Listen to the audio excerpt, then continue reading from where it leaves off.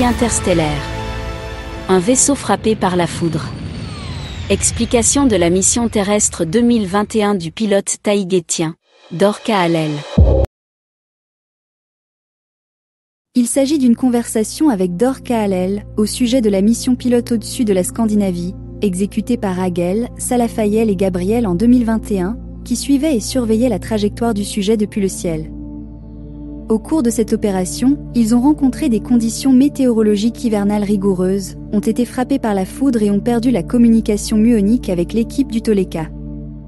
Comment tout cela a-t-il pu arriver et comment cela a-t-il été possible ? Les boucliers n'étaient-ils pas activés ? Dorca Hallel explique.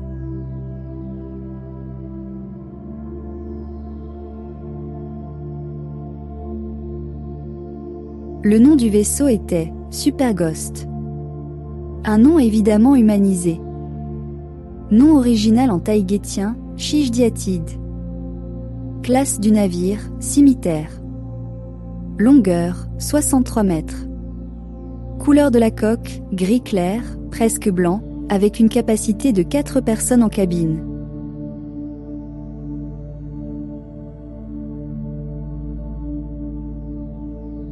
Originalement en espagnol, en 2021, informations données aux anciens contactés.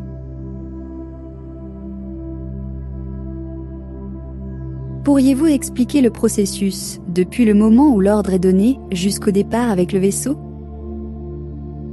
Aneeka a envoyé les données du dernier message d'Esther au commandement, et au contrôle de ce vaisseau où nous sommes, à Lénime, Kila, Naïl Shara, et où la situation a été analysée avec un hologramme devant tout le monde ici, simulant le terrain, la route avec la voiture, et l'énorme masse d'air polaire avec un orage de haute altitude en approche.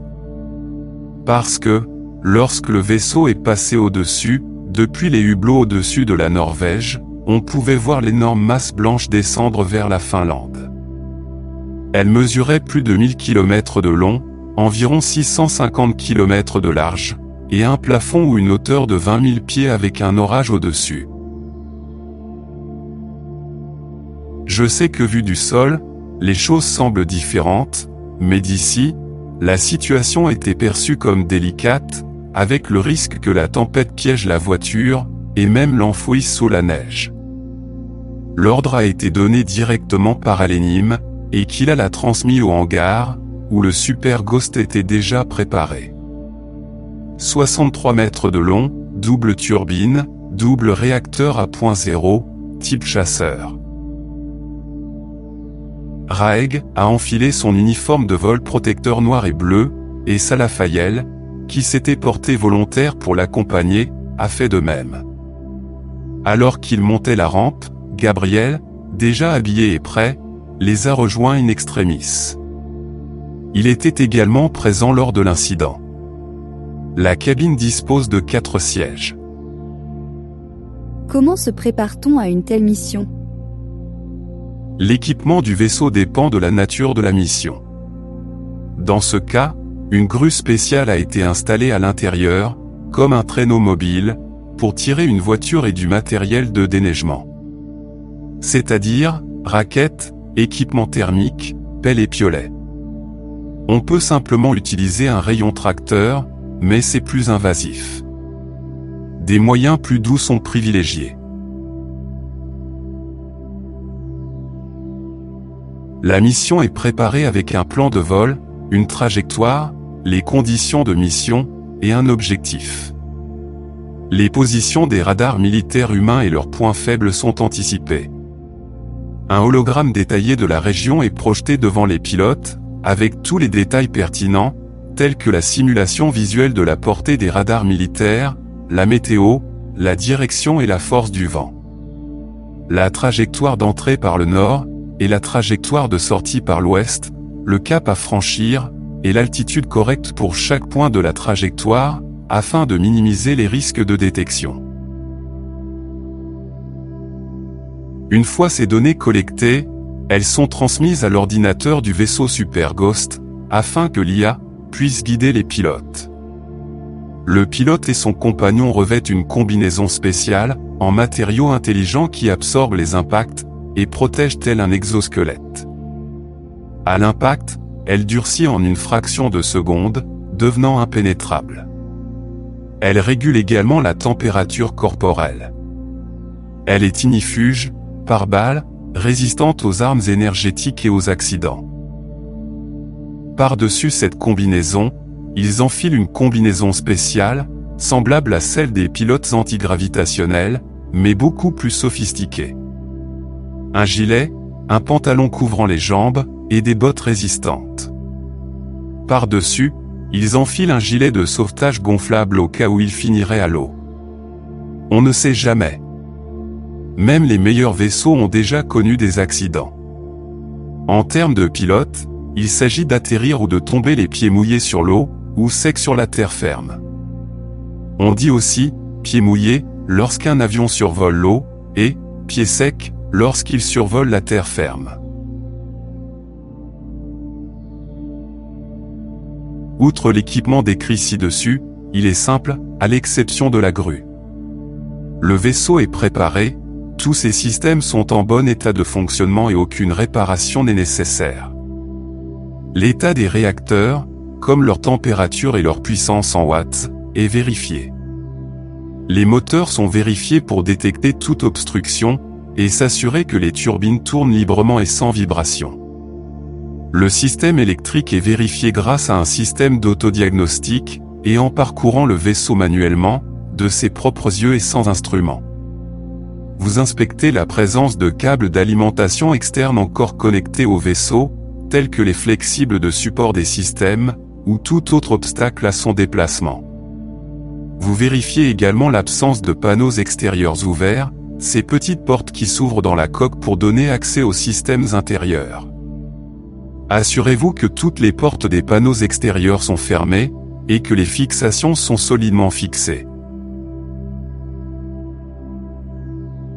En vol, le métal polymorphe fait fondre la coque en un seul morceau. Cependant, une porte mal fermée peut endommager les systèmes internes. Une fois tout en ordre, le vaisseau reçoit le feu vert pour le départ. Le pilote et l'équipage embarquent, bouclent les ceintures de sécurité à 5 points dans le cockpit, et lancent la séquence d'allumage des moteurs. Système électrique activé, annulateur en ligne, ordinateur en ligne, capteur en ligne. Les APU sont allumés. Ce sont de petites turbines électriques situées sur les flancs du vaisseau, mais avec des sorties d'échappement vers l'extérieur. Ce sont elles qui fournissent la puissance, ou la première énergie nécessaire pour faire tourner les énormes turbines contrarotatives du vaisseau.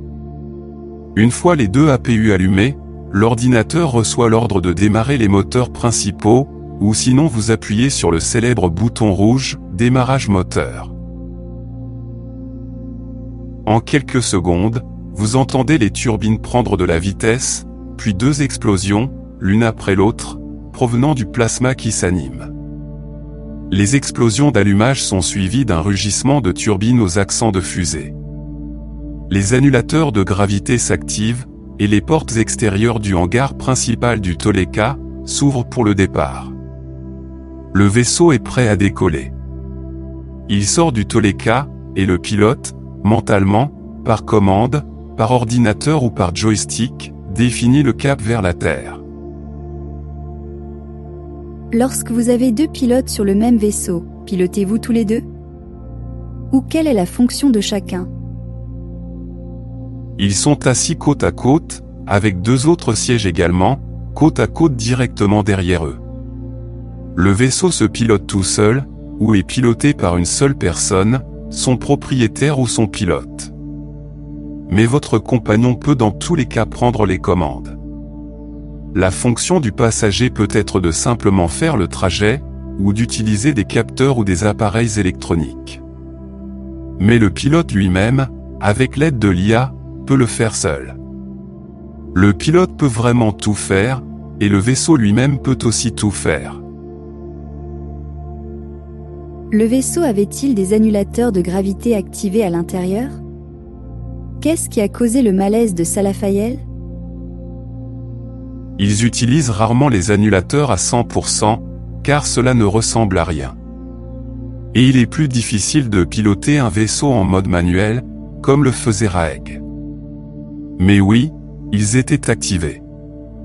Le problème est que le vaisseau se déplaçait brusquement à basse altitude, et le mouvement que Salafayel percevait ne correspondait pas à ce que ses yeux voyaient à l'extérieur, le sol et ses détails, ce qui lui donnait des vertiges.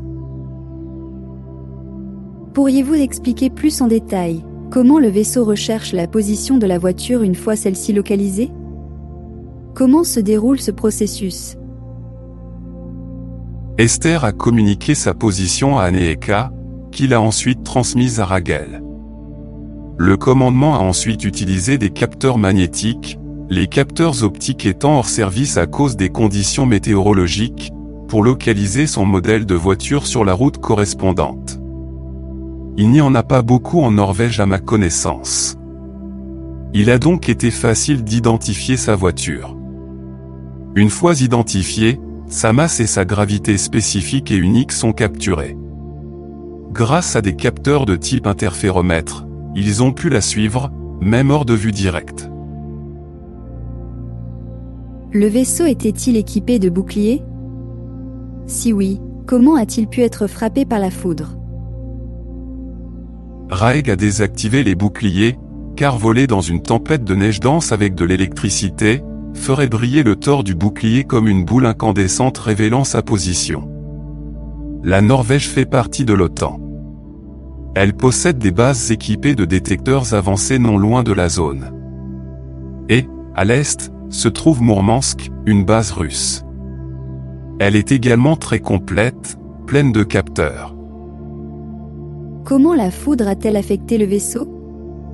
Comment a-t-elle affecté sa construction avec un matériau polymorphe intelligent, capable de s'auto-réparer? Les chasseurs de classe cimetière, bien que haut de gamme, sont anciens. Oui, il est doté d'un matériau polymorphe qui s'auto-répare. Il est resté noir au site d'impact, et une antenne externe a été carbonisée. L'antenne n'était pas en matériau polymorphe. À l'intérieur, les circuits endommagés sont tout à fait normaux, les câbles, développeurs et circuits imprimés qui ne s'auto-réparent pas ont subi une surcharge. Ils ont dû être remplacés. La différence avec un avion, est qu'un vaisseau spatial, fonctionne grâce à un système de câbles supraconducteurs, qui ferme un circuit entre le nez du vaisseau et le plasma électromagnétique émis par les moteurs à l'arrière. On peut voir que la foudre est entrée par l'antenne UHF-VHF extérieure, passant par les circuits de communication. Puis, par le cadre qui les maintient au sol et descend jusqu'au câble supraconducteur. C'est ce dernier qui a attiré la foudre dans le vaisseau, la partie électriquement intéressante pour la foudre. Elle a ensuite parcouru ces câbles sans les endommager jusqu'au moteur à l'arrière, où l'électricité supplémentaire a simplement alimenté le plasma des moteurs, le rediffusant dans le plasma du jet lui-même.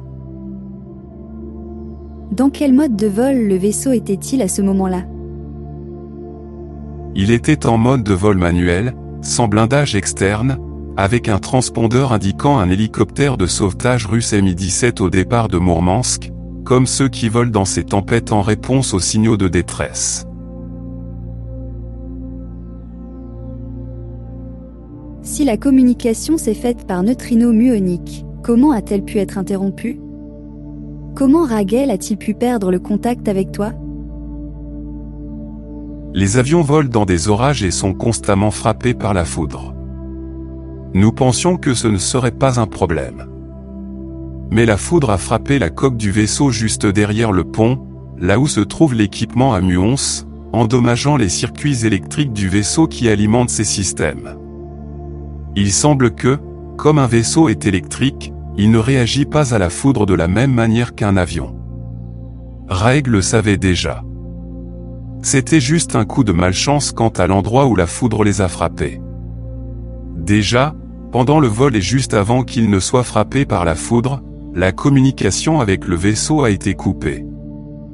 Alors que Raeg et Salafayel se débattaient avec leurs propres problèmes à l'intérieur, le sujet est arrivé à destination. Un signal RTB, signifiant retour à la base, a été envoyé au vaisseau de Raeg, sans réponse.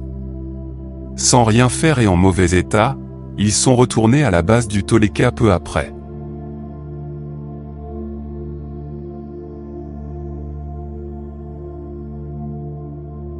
Discussion avec Yazi, de 2021. Originalement en anglais. Une question posée en écoutant cette histoire. Je viens de réaliser une vidéo sur les boucliers impénétrables. Comment se fait-il que Raguel ait subi des dommages? Tu as mentionné quelque chose comme se faire passer pour un avion. Mais ce n'est qu'une pause. C'est quand même un vaisseau spatial. Étaient-ils éteints? S'ils avaient été allumés, le vaisseau aurait brillé comme une boule géante, ionisant l'atmosphère à très basse température et pleine de neige. Cela aurait formé une belle boule de plasma bleu et aurait fait exploser la couverture du vaisseau. Et ils étaient très proches des bases de l'OTAN en Norvège. C'est pour ça. Il émettait une lumière rougeoyante de toute façon, comme l'a rapporté le sujet. Oui, mais c'était les phares du vaisseau. Et les moteurs ionisent de toute façon, mais pas autant. L'invisibilité totale n'est possible qu'avec une technologie plus avancée, comme avec un SUSI. Ok. Et une autre question de la même personne. Comment se fait-il que la communication ait été perdue, si on communique par muons? La foudre a grillé l'alimentation électrique du système de muons. Tout ce qu'ils avaient, c'était la VHF et l'UHF. Pas de chance. Mais la foudre a endommagé plusieurs systèmes mineurs du vaisseau, qui n'étaient pas conçus pour voler sans leurs boucliers principaux. La foudre a endommagé des composants du pont. Je sais que la foudre frappe toujours les avions sans conséquence. Mais cela a constitué un problème supplémentaire pour un vaisseau spatial, car il fonctionne avec des aimants à haute énergie pour annuler la gravité, ce qui crée une autre dynamique de flux d'énergie, la direction du flux électrique, qui a provoqué une surcharge de certains systèmes. C'est d'ailleurs ainsi que de nombreux ovnis ont été abattus par des humains.